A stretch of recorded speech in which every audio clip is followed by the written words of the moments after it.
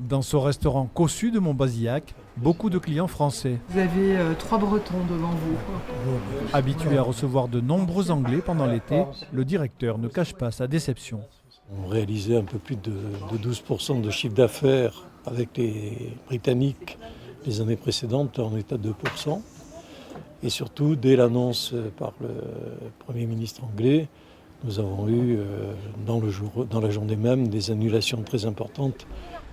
Quant aux rares Britanniques de passage dans le Bergeracois, cette contrainte a tendance à les agacer. Je n'aime pas que le gouvernement me dise quoi faire. Il faut continuer à vivre et faire avec. Dans ce camping, la nouvelle venue d'outre-Manche, annoncée juste avant le 15 août, a eu l'effet d'un coup de massue. Ça a entraîné l'annulation de quasiment la totalité des réservations que nous avions jusqu'à la fin de la saison, qui représentait à peu près une trentaine de familles, 20 000 euros.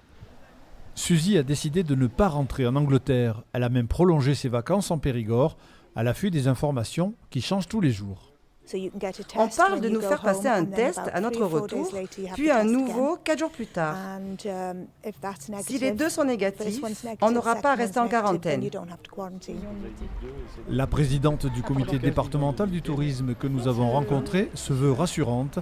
Les touristes français, beaucoup plus nombreux que d'habitude, visitent le Périgord.